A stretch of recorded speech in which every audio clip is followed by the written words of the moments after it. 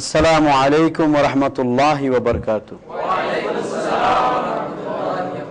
প্রিয় দর্শক, দেশ বিদেশে দূরে ও কাছে যারা যেখানে বসে আমাদের অনুষ্ঠান দেখছেন, আপনাদেরকে আন্তরিক শুভেচ্ছা ও অভিনন্দন জানিয়ে শুরু করতে যাচ্ছি দর্শক নন্দিত প্রিয় অনুষ্ঠান হামদরদ ইসলামের আলো। আশা করি আপনারা সবাই আছেন ভালো।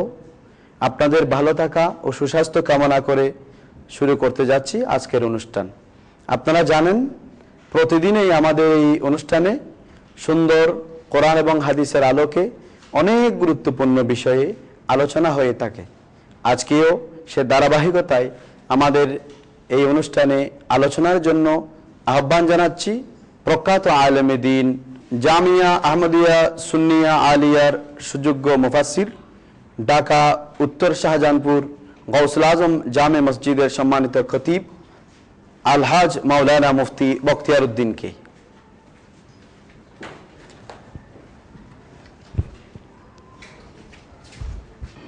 আসসালামু আলাইকুম ওয়া রাহমাতুল্লাহি ওয়া বারাকাতুহু।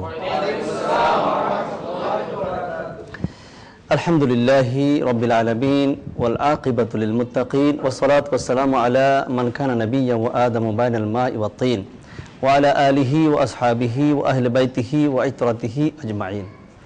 আম্মা বাদ। সুপ্রিয় দর্শক, আমরা অন্যান্য দিনের মতো আজকেও আপনাদের সামনে উপস্থিত হয়েছি নতুন আরও একটি বিষয় নিয়ে।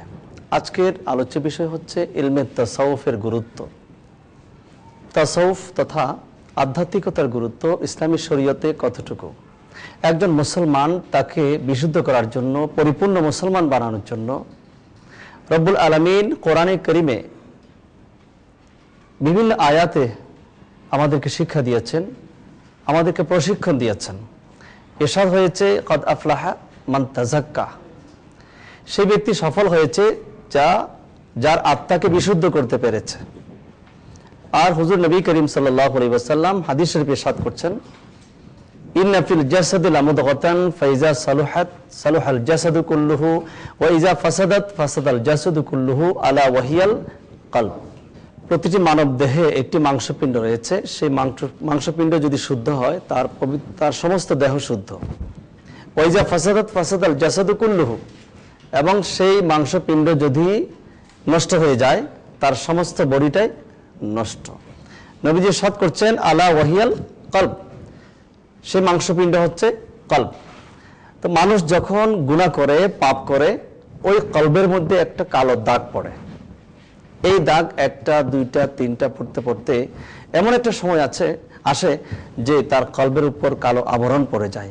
ওই কলবকে পরিষ্কার করার জন্য যেই সাধনা, সেই সাধনার নাম হচ্ছে আধ্যাত্মিক সাধনা তাসাউফ। দুনিয়ার জাগতিক আমাদের শারীরিক রোগ থেকে মুক্তির জন্য আমরা একজন ডাক্তারের শরণাপন্ন হয়ে থাকি। ডাক্তার আমাদের ডায়াগনস্টিক করে যখন চিকিৎসা দেন, আমরা সেই চিকিৎসা নিয়ে ওষুধপত্র খেয়ে আমরা শারীরিকভাবে সুস্থতা অনুভব করি। বাহ্যিক রোগ থেকে মুক্তির জন্য যেমন একজন ডাক্তারের কাছে যেতে হয়, আত্মিক যে রোগ আছে আত্মার, সেই আত্মাকে বিশুদ্ধ করার জন্য, আত্মাকে সুস্থ করার জন্য একজন ডাক্তারের কাছে যেতে হয়। সেই ডাক্তারের নাম হচ্ছে কামেল মুর্শিদ, সেই ডাক্তারের নাম হচ্ছে কামেল পীর, সেই ডাক্তারের নাম হচ্ছে ওলি আল্লাহ। সাহাবায়ে কেরাম স্বয়ং রাসূল করিম সাল্লাল্লাহু আলাইহি ওয়াসাল্লামের দরবারে যেতেন, আর নবীজি তাদেরকে ফয়েজ বরকত দিয়ে চিকিৎসা করতেন, আধ্যাত্মিক চিকিৎসা। হযরত সৈয়দনা আবু হুরায়রা রাদিয়াল্লাহু তাআলা আনহু তিনি নবীজির কাছে এসে বলতেন, ইয়া রাসূলুল্লাহ, আমি আপনার পবিত্র জবান থেকে অনেক হাদিস শরীফ শুনি, কিন্তু সব হাদিস মুখস্থ রাখতে পারি না। আমাকে একটু চিকিৎসা করে দিন, আমাকে একটু ব্যবস্থা দিন। তখন নবীজি বললেন, উবসুত রিদা আকা, তুমি তোমার রুমাল বিছাও। হযরত আবু হুরায়রা রাদিয়াল্লাহু তাআলা রুমাল বিছালেন। নবীজি কি করলেন? হাদিস শরীফের মধ্যে আসছে, সহিহ হাদিস, এইভাবে একবার দিলেন, এইভাবে আরো একবার দিলেন। এরপর বললেন, তুমি তোমার চাদরকে ভাঁজ করে তোমার সিনার মধ্যে, তোমার বুকের মধ্যে লাগাও। হযরত আবু হুরায়রা রাদিয়াল্লাহু তাআলা বুকে লাগালেন। লাগানোর পরে তিনি বললেন যে, হাফিজ তুমি রাসূলুল্লাহ সাল্লাল্লাহু আলাইহি ওয়াসাল্লাম বিআইন, আমি প্যারা নবী সাল্লাল্লাহু আলাইহি ওয়াসাল্লামের আমি নবীজির দরবার থেকে 2 প্রকারের এলেম শিখেছি, 2 গাঁটটি এলেম আমি হাসিল করেছি। সেদিন থেকে আমি যত হাদিস শুনেছি একটা হাদিস আমি ভুলি নাই। শুধু তাই না, আমার নবীজি কখন কোন হাদিস কোন তারিখ কোন জায়গায় বলেছিলেন আমি সেটাও বলে দিতে পারবো, এবং ওই হাদিস রওয়ায়াত করার সময় কে কে ছিলেন, কে কোন পাশে বসছিলেন, কে কোন অবস্থায় ছিলেন আমি সেটাও বলে দিতে পারবো। এই যে আধ্যাত্মিক চিকিৎসা রাসূল করিম সাল্লাল্লাহু আলাইহি ওয়াসাল্লামের সোহবতের মাধ্যমে, সোহবত অনেক গুরুত্বপূর্ণ জিনিস। আল্লাহ পাক রব্বুল আলামিন সেই দিকে ইঙ্গিত দিয়েছেন, ইয়া আইয়ুহাল্লাযীনা আমানুত্তাকুল্লাহা ওয়া কুনু মাস সাদিকিন, হে ঈমানদারগণ তোমরা আল্লাহকে ভয় করো এবং সাদিকিন বান্দাদের সান্নিধ্য হাসিল করো। দেখেন রাসূল করিম সাল্লাল্লাহু আলাইহি ওয়াসাল্লামের সোহবতে ছিলেন সাহাবায়ে কেরাম, তাদের সোহবতে ছিলেন তাবিঈনে কেরাম, তাদের সোহবতে ছিলেন তবে তাবিঈন, যাদের ব্যাপারে সার্টিফাই করা হয়েছে খায়রুল কুরুনে কারনি সুম্মাল্লাযীনা ইয়ালুনাহুম সুম্মাল্লাযীনা ইয়ালুনাহুম, শ্রেষ্ঠ জাতি শ্রেষ্ঠ যুগ। এরপরে ধারাবাহিকভাবে যে সমস্ত যুগ চলে আসছে, যে তারা কামেল পীর মুর্শিদের সিলসিলার মাধ্যমে নিজেদের আধ্যাত্মিক চিকিৎসা করেছেন। আমরা জানি ইমাম আবু হানিফা রহমতুল্লাহি আলাইহি, যিনি জগৎ বিখ্যাত ইমাম, ইমামে আজম, তাকে জিজ্ঞেস করা হলো যে আপনার বয়স কত? তিনি জবাব দিলেন আমার বয়স মাত্র 2 বছর। প্রশ্নকারী আকাশ থেকে পড়লেন যে এত বড় একজন মানুষ, আমি ওনাকে জিজ্ঞেস করলাম বয়স কত, উনি আমাকে জবাব দিচ্ছেন মাত্র 2 বছর। হুজুর আপনি কি আমার সাথে ঠাট্টা করলেন? ইমাম আবু হানিফা বললেন মোটেই না, আমি ঠাট্টা করি নাই। বলে তাহলে বিষয়টা আমাকে একটু বুঝিয়ে বলুন যে আপনার বয়স 2 বছর কেমনে? ইমাম আবু হানিফা রহমতুল্লাহ বললেন, দেখো যে আমার বয়স 50-এর উপর হতে পারে, কিন্তু আমি আমার এই জীবনকে আমি হিসেব করি না, আমি হিসেব করি মাত্র 2টি বছর। ওই 2টি বছর, যেই 2টি বছর আমি রাসূল করিম সাল্লাল্লাহু আলাইহি ওয়াসাল্লামের নূরানী আওলাদের মধ্যে অন্যতম একজন হযরত ইমাম জাফর সাদিক রহমতুল্লাহি আলাইহির হাতে হাত রেখে বায়াত গ্রহণ করে আমি তার সান্নিধ্যে যেই 2টি বছর অতিক্রম করেছি, আমি আমার সেই 2টি বছরকে আমার বাস্তব জীবন মনে করি। আত্মাকে বিশুদ্ধ করার জন্য একজন আধ্যাত্মিক গুরু, আধ্যাত্মিক সাধক, আধ্যাত্মিক ওস্তাদের কাছে তিনি নিজের জীবনকে বিক্রি করে দিয়েছিলেন। বায়াত যাকে বলা হয় বিক্রি করে দেওয়া, আমি আমার পীর মুর্শিদের দরবারে নিজেকে বিক্রি করে দিলাম। যেইভাবে একজন মৃত ব্যক্তিকে যিনি গোসল দেন তার কাছে যেমন নিজের কোনো অস্তিত্ব থাকে না, ঠিক মুরিদ কাকে বলা হয়? মুরিদ হচ্ছে ওই ব্যক্তি যিনি নিজের পীর মুর্শিদের দরবারে নিজেকে এমন ভাবে বিলীন করে দেবেন, সেখানে নিজের কোনো ইখতিয়ার চলবে না, নিজের কোনো ইচ্ছে চলবে না, পীর মুর্শিদের ইচ্ছায় উঠতে হবে, বসতে হবে, চলতে হবে, যেতে হবে, আসতে হবে। তাহলে সেই আধ্যাত্মিকতার উৎকর্ষ সাধন করতে পারবে। খাজা মুঈনুদ্দিন চিশতি রহমতুল্লাহর কথা আমরা জানি, হুজুর গাউসে পাক শেখ আব্দুল কাদের জিলানী রাদিয়াল্লাহু তাআলা আনহুর কথা আমরা জানি। এত বড় বড় কামেল হওয়ার পরও তারাও কিন্তু একজন আধ্যাত্মিক ওস্তাদের কাছে গিয়েছেন। কেন? শিক্ষা দিয়েছেন সারা পৃথিবীর মানুষকে, যারা সাধারণ মানুষ তারা যেন কামেল ওয়ালির সোহবতে এসে নিজের জীবনকে ধন্য করতে পারে। যুগ যুগ ধরে এই তাসাউফের চর্চা ছিল, আছে এবং থাকবে কিয়ামত পর্যন্ত। এই তাসাউফের মাধ্যমে মানুষ সত্যিকার অর্থে মানুষ হিসেবে নিজেকে প্রতিষ্ঠিত করতে পারে। আল্লাহ পাক রব্বুল আলামিন তাইতে বলেছেন, ক্বাদ আফলাহা মান তাযাক্কা ওয়া যাকারা ইসমা রাব্বিহি ফাসাল্লা। এরপরে তার আল্লাহর জিকির আজকার করবে, নামাজ পড়বে। নামাজ সত্যিকার নামাজ হবে সেটা যে নামাজের ভিতরে আধ্যাত্মিকতা রয়েছে। আল্লাহ পাক রব্বুল আলামিনের এই নামাজ কেমন করে পড়তে হবে? জিবরাইল ফেরেশতা নবীজির কাছে আবেদন করেছিলেন, মাল ইহসান, যে হুজুর আমাকে বলুন ইহসান কাকে বলা হয়? হুজুর জবাব দিয়েছিলেন, আন তা'বুদাল্লাহা কাআন্নাকা তারাহু, আপনি এমন ভাবে ইবাদত করবেন যেন আপনি আল্লাহকে দেখতে পাচ্ছেন। ফাইন লাম তাকুন তারাহু ফাইন্নাহু ইয়ারাকা, যদি আল্লাহকে আপনি দেখতে নাও পান, এই কথাটুকু আপনাকে বিশ্বাস করতে হবে, ইয়াকিন রাখতে হবে যে আল্লাহ পাক রব্বুল আলামিন আপনাকে দেখতে পাচ্ছেন। সেই শিক্ষাটুকু অন্য কোথাও পাওয়া যাবে না, সেটা ইলমে তাসাউফের মধ্যে পাওয়া যাবে, আধ্যাত্মিকতার মধ্যে পাওয়া যাবে। সুপ্রিয় দর্শক, আমাদের স্পেশাল আয়োজন, উপস্থিত স্টুডিওর মধ্যে যারা এসেছেন তারা প্রশ্ন করবেন এবং তাদের প্রশ্নের জবাব দেওয়া হবে ইনশাআল্লাহ। এখন আমরা এক এক করে প্রশ্ন শুনবো এবং সেটার জবাব দেওয়ার চেষ্টা করব। আসসালামু আলাইকুম ওয়া রাহমাতুল্লাহ। আমার নাম লোকমানুর রহমান, আমি চট্টগ্রাম থেকে আসছি। হুজুরের কাছে আমার প্রশ্ন, নবীজি সবাই বলে নবীজি আলমে গায়েব জানেন, যদি জানতেন তাহলে ওহুদের ময়দানে নবীজির দন্দান শহীদ হবেন, তাহলে নবীজি কেন আসলেন? জি, আপনি জানতে চেয়েছেন একটি আকীদাগত প্রশ্ন, যে বিষয়টা আমরা ইতিপূর্বে আমাদের বিভিন্ন অনুষ্ঠানে আরো কয়েকবার আলোচনা করেছি, যে আল্লাহ পাক রব্বুল আলামিন আমাদের নবীকে যে সমস্ত বিশেষ বৈশিষ্ট্য দান করেছেন তার মধ্যে একটা হচ্ছে ইলমে গায়েব। আপনার জানার বিষয় হচ্ছে আমাদের নবী ইলমে গায়েব জানতেন কিনা। তার উত্তর হচ্ছে হ্যাঁ, আমাদের নবী অবশ্যই ইলমে গায়েব জানতেন। দান করেছেন কে? আল্লাহ দান করেছেন। আল্লাহ পাক বলেন, ওয়া আল্লামাকা মা লাম তাকুন তা'লাম ওয়া কানা ফাদলুল্লাহি আলাইকা আযীমা। সূরা নিসা 113 নম্বর আয়াতের মধ্যে, রাসূল আপনি যাহা জানতেন না আমি আল্লাহ আপনাকে সব জানিয়ে দিয়েছি। আল্লাহ পাক রব্বুল আলামিন অন্য জায়গায় ইরশাদ করেছেন, আলিমুল গায়ব ফালা ইউযহিরু আলা গায়বিহি আহাদা ইল্লা মান ইরতাদা মির রাসূল। একমাত্র গায়বের মালিক হচ্ছেন আল্লাহ। ফালা ইউযহিরু আলা গায়বিহি আহাদা, আল্লাহ পাক রব্বুল আলামিন সেই গায়েব কারো কাছে প্রকাশ করেন না, তবে প্রকাশ করেন রাসূলদের মধ্য থেকে যাকে তিনি পছন্দ করেন। আর রাসূলদের মধ্যে যাকে তিনি পছন্দ করেন, যদি এক নম্বরে কাউকে পছন্দ করেন তাহলে তো আমাদের পেয়ারা রাসূল ছাড়া অন্য কেউ না। কারণ আল্লাহ পাক রব্বুল আলামিন ইরশাদ করছেন, ইয়া রাসূলুল্লাহ আনা ওয়া আনতা ওয়া মা সিওয়াকা খলাকতু লিআজলিকা। মেরাজের রাতে বলেছেন, হে রাসূল আপনি এবং আমি, ওয়া মা সিওয়াকা আপনি এবং বাকি যে সমস্ত বিষয় আছে সৃষ্টি, খলাকতু লিআজলিকা আমি তো আপনার ওসিলায় আপনার কারণেই আপনার শানকে দেখানোর জন্য সৃষ্টি করেছি। সুবহানাল্লাহ। ওয়া মা ইয়াত্তালিউ আলাল গায়ব ইল্লা মান ইরতাদা মিন রাসূল। যে আল্লাহ পাক রব্বুল আলামিন ইলমে গায়েব কারো কাছে প্রকাশ করেন না, প্রকাশ করেন কাদের? যাকে তিনি পছন্দ করেন।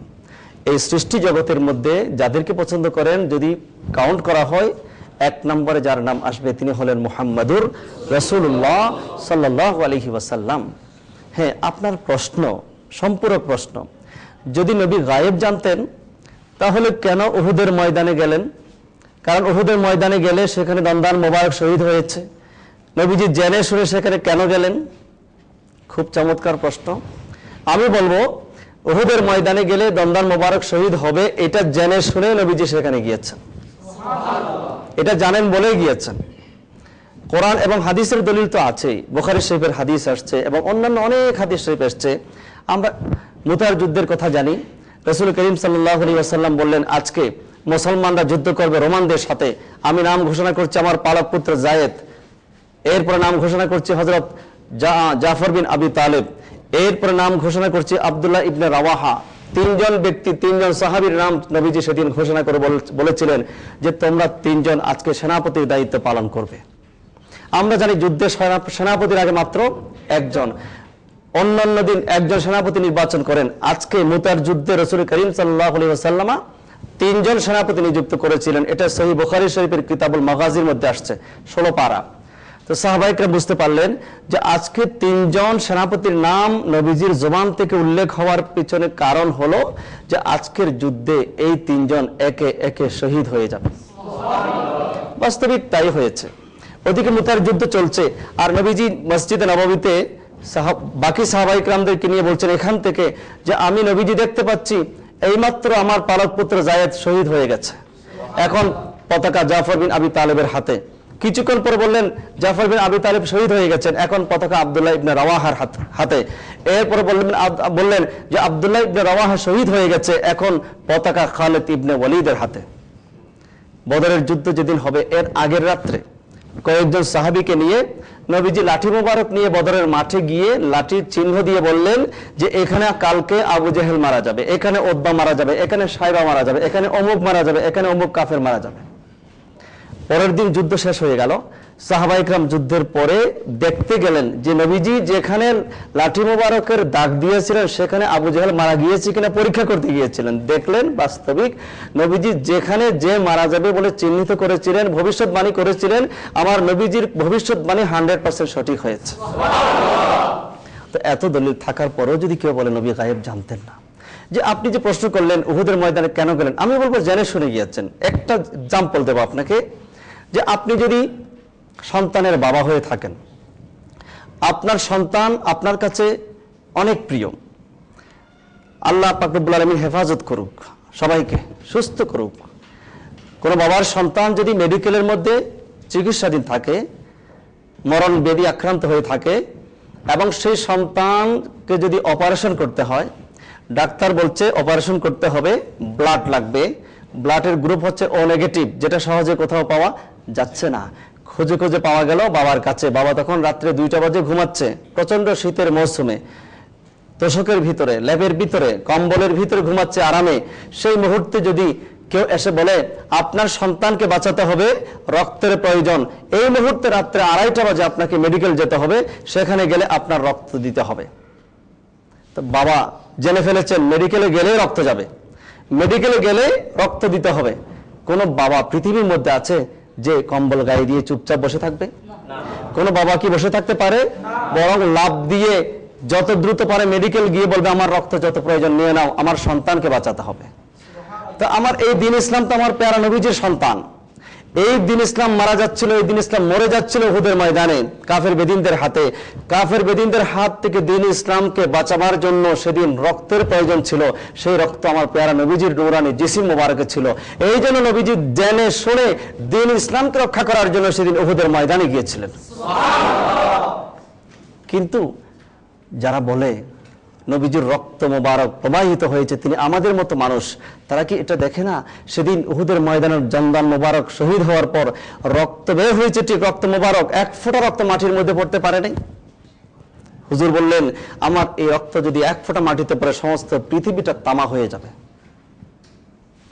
আশা করি বিষয়টা পরিষ্কার হয়ে গেল। Next question. ইসলামের আলো। আসসালামু আলাইকুম, আমার নাম মোহাম্মদ মুখলেসুর রহমান, আমি শেরপুর থেকে এসেছি। আমি কিছু কিছু মসজিদে আজান দেওয়ার সময় প্রথমে সালাতু সালাম, পরে দুরূদ শরীফ পড়তে শুনেছি। তার বিরুদ্ধবাদীরা এ বিষয়ে ফতোয়া দেয় নাজায়েজ বেদাত। তাহলে এখন কোনটা সঠিক জানালে আমি উপকৃত হব। জি, আপনি জানতে চেয়েছেন আজানের আগে দুরূদ শরীফ, আজানের আগে সালাতু সালাম আমাদের দেশে কোনো কোনো মসজিদে দেওয়া হয়, আবার কোনো কোনো মসজিদে দেওয়া হয় না, আবার অনেকে বিরোধিতা করে। ব্যাপারটা হচ্ছে, আমরা সহজ ভাষায় বলবো, আজানের আগে দুরূদ শরীফ এটা ফরজ না, এটা ওয়াজিবও না, এটা একটা মুস্তাহাব ইবাদত, একটা সওয়াবের কাজ। এটা কেউ যদি করে ভালো, আর যদি কেউ না করে তাকে আমরা কিছু খারাপ বলতে পারবো না, তাকে বাধ্য করতে পারবো না। কিন্তু এটার বিরোধিতা করা এটা চরম অন্যায়। এটার বিরোধিতা করা এটা দ্বীন ইসলামকে নিয়ে একটা ঠাট্টা করার মতো, এটার বিরোধিতা করা এটা দ্বীন ইসলামকে নিয়ে বাড়াবাড়ি করার মতো। এবার আসুন, আজানের আগে দুরূদ শরীফ পড়া জায়েজ আছে কি নাই? সহজ ভাষায় বলবো, দুরূদ শরীফ এটা কি ভালো কাজ না খারাপ কাজ? ভালো কাজ। তো ভালো কাজ সকালবেলা করা যাবে, বিকেলে করা যাবে না, সন্ধ্যায় করা যাবে, রাত্রে করা যাবে না, শেষ রাত্রে করা যাবে, ফজরের পর করা যাবে না, এরকম কোনো কন্ডিশন কি দেওয়া যাবে? আল্লাহ পাক রব্বুল আলামিন দুরূদ শরীফ পড়তে বলেছেন, ইয়া আইয়ুহাল্লাযীনা আমানু সাল্লু আলাইহি ওয়া সাল্লিমু তাসলিমা। আমভাবে বলে দিয়েছেন তোমরা দুরূদ শরীফ পড়ো। আল্লাহ পাক এখানে কোনো কন্ডিশন লাগান নেই, সকালবেলা পড়তে হবে, জোহরের সময় পড়তে হবে, মাগরিবের সময় পড়া যাবে, এশার সময় পড়া যাবে না, এরকম কোনো কন্ডিশন আল্লাহ লাগিয়ে দেন নাই। সুতরাং বোঝা গেল বান্দা যখন ইচ্ছা, যখন তার ভালো লাগবে তখনই দুরূদ শরীফ পড়তে পারবে। তবে ফতোয়ায়ে শামির মধ্যে 7টা জায়গা আছে নিষিদ্ধ, যেমন প্রস্রাব করার সময়, পায়খানা করার সময়, এই জাতীয় কিছু মুহূর্ত আছে যে সমস্ত মুহূর্তে দুরূদ শরীফ পড়া নিষিদ্ধ। বাকি যে কোনো মুহূর্তে, দেখুন একটা এক্সাম্পল দেব, কোরআন এবং হাদিসের দলিল তো আছে, বিশেষ করে কিতাবুল ফিকহ আলাল মাযাহিবিল আরবা'র মধ্যে একটা অধ্যায় আছে যে as-সালাতু আলা নবী সাল্লাল্লাহু আলাইহি ওয়াসাল্লাম ক্বাবলাল আযান ওয়া বা'দাহ, আজানের আগে এবং পরে সালাতু সালাম পাঠের উপর একটা অধ্যায় আছে কিতাবুল ফিকহ আলাল মাযাহিবিল আরবা'a, আল্লামা আব্দুর রহমান আল জাযাইরি রহমতুল্লাহি আলাইহি। যাই হোক, একটা এক্সাম্পল দেব। মনে করেন আপনি অফিস করেন, আপনি চাকরি করেন, আপনি একটা আপনি নিয়ম বানিয়ে নিলেন, প্রতিদিন 10টা বাজে অফিসে গিয়ে আপনার টেবিলে বসে কার্যক্রম শুরু করার আগে 1 পৃষ্ঠা কোরআনে কারীম তেলাওয়াত করার। আপনি সিদ্ধান্ত নিলেন প্রতিদিন আপনি 1 পৃষ্ঠা কোরআন শরীফ তেলাওয়াত করবেন আপনার অফিসের টেবিলে বসে। কয়টা বাজে? সকাল 10টা বাজে। আজকে আপনি পড়লেন, কালকে পড়লেন, পরশু পড়লেন, প্রতিদিন পড়ে যাচ্ছেন। হঠাৎ করে এসে কেউ যদি বলে যে আপনি যে প্রতিদিন 10টা বাজে কোরআন শরীফ 1 পৃষ্ঠা পড়েন, এটা তো বেদাত। বলে কেন? বলে রাসূলের যুগে তো এরকম অফিস করার আগে হুজুর কোনোদিন 10টা বাজে এক পৃষ্ঠা কোরআন তেলাওয়াত করতেন না। এটা কি বলা যাবে? হুজুর করেন নাই, কোন সাহাবী এরকম সিস্টেম বানান নাই যে প্রতিদিন অফিসে গিয়ে টেবিলে বসে এক পৃষ্ঠা কোরআন। তো রাসূল যেটা করেন নাই, সাহাবী যেটা করেন নাই, এটা করা যাবে না, এটা বেদাত। কোন মুসলমান সেটা কি মেনে নেবে? না। তো সুতরাং বিষয়টা এমন যে আপনি যদি প্রতিদিন একটা টাইম, একটা নিয়ম বানিয়ে নেন কোরআন পড়ার জন্য, সেটা যদি নাজায়েজ না হয়, সেটা যদি জায়েজ হয়, তাহলে আমি একটা নিয়ম বানিয়ে নিলাম, প্রতিদিন আজান দেওয়ার আগে নবীজিকে আমি সালাম দেব। যে নবীর ওসিলায় আমি আজান পেয়েছি, যে নবীর ওসিলায় আমি নামাজ পেয়েছি, যে নবীর ওসিলায় ঈমান পেয়েছি, ইসলাম পেয়েছি, আমি সেই নবীজিকে দুই একবার সালাম দিয়ে তারপর আমার শ্রেষ্ঠতম একটি ইবাদত নামাজ, সেই নামাজের জন্য আমি আহ্বান করব। এতে অপরাধ কোথায় হলো? এটা নাজায়েজের কারণ কোথায় হয়ে গেল? আর তিরমিজি শরীফের মধ্যে তো আসছে যে হুজুর নবী করিম সাল্লাল্লাহু আলাইহি ওয়াসাল্লাম ইরশাদ করছেন, ইযা সামি'তুমুল মুআযযিনা ফাকুলু মিসলা মা ইয়াকুলু। এটা তিরমিজি শরীফের হাদিস। ফাকুলু মিসলা মা ইয়াকুল, মুয়াজ্জিন যেটা বলবে, আল্লাহু আকবার বললে তুমি আল্লাহু আকবার বলো, মুয়াজ্জিন যেটা বলবে তুমিও সেটা বলো। এটা আজানের জবাব। আজান শেষ হয়ে যাবে, সুম্মা সাল্লু আলাইয়া, অতঃপর তোমরা আমার উপর দরুদ শরীফ পড়ো। আরেকটা রাওয়ায়াতে আসছে সুম্মা সালু লি আল ওয়াসিলা, আল্লাহর কাছে আমার জন্য ওয়াসিলার জন্য দোয়া করো। যাই হোক, আজানের পরে দরুদ শরীফ পড়ার কথা হাদিস শরীফে আসছে। তো আজানের পরে যদি দরুদ শরীফের ফজিলত হাদিস শরীফে এসে থাকে, তো আজানের আগে তো নিষেধ নাই। যেটা কোরআনে নিষেধ নাই, যেটা হাদিস শরীফে নিষেধ নাই, তাহলে আমার কি অধিকার আছে সেটাকে নিষেধ করার? সবচেয়ে মজার ব্যাপার হচ্ছে দরুদ শরীফ তো একটা ইবাদত, আমাদের জীবনে একবার ফরজ। যতবার নবীজির নাম শুনবো ততবার মুস্তাহাব, ইমাম তাহাবি বলেছেন ততবার ওয়াজিব। তো এত বড় একটা ইবাদত আমরা ভালো কাজের আগে করব, পরে করব, এতে বাধা দেওয়ার কোনো ক্ষমতা কারো নাই। এটা একটা বাড়াবাড়ি হয়ে গেছে। আশা করি বিষয়টা পরিষ্কার হয়ে গেল। প্রিয় দর্শক, আজকে এতটুকু। রব্বুল আলামিন আমাদের সকলকে কবুল করুন, আমিন। ওয়া আখিরু দাওয়ানা আলহামদুলিল্লাহি রাব্বিল আলামিন। আসসালামু আলাইকুম ওয়া রাহমাতুল্লাহি ওয়া বারাকাতুহু।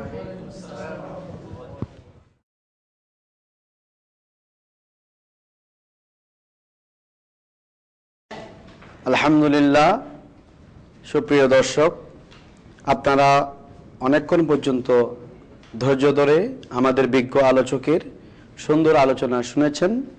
যে আলোচনাগুলোর মাধ্যমে আমরা বুঝতে পেরেছি রাসূল পাক সাল্লাল্লাহু আলাইহি ওয়াসাল্লামের ইলমে গায়েব এবং আত্মাকে পরিশুদ্ধ করার জন্য আউলিয়ায়ে কেরামের হাতে আমাদের বাংলাদেশ সহ বিশ্বে যে ধারা রয়েছে তরিকতের সবক নিয়ে আমরা পীর মুরিদির যে ব্যবস্থাপনা, এটা শরীয়ত সম্মত। আজানের পূর্বে এবং পরে আসসালাতু ওয়াসসালামু আলাইকা ইয়া রাসূলুল্লাহ বলে সালাতু সালাম পেশ করা, দরুদ শরীফ পেশ করা, এটাও যে জায়েজ, সেটাও আজকে প্রমাণিত হয়েছে।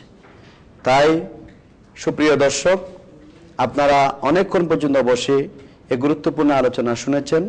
পৃথিবীর যেখানে বসে আমাদের আলোচনাগুলো শুনেছেন, আমি অনুরোধ করব আপনারা এই আলোচনাগুলো আপনাদের জীবনে বাস্তবায়ন করুন। আল্লাহ পাক রব্বুল আলামিন আমাদের সবাইকে এই আলোচনাগুলোর মাধ্যমে আমাদের জীবনকে পরিবর্তন করার তৌফিক দান করুন। পরিশেষে প্রিয় দর্শক, আজ এই পর্যন্ত। ইনশাআল্লাহ আবারও দেখা হবে আপনাদের সাথে আপনাদের এই প্রিয় অনুষ্ঠানে।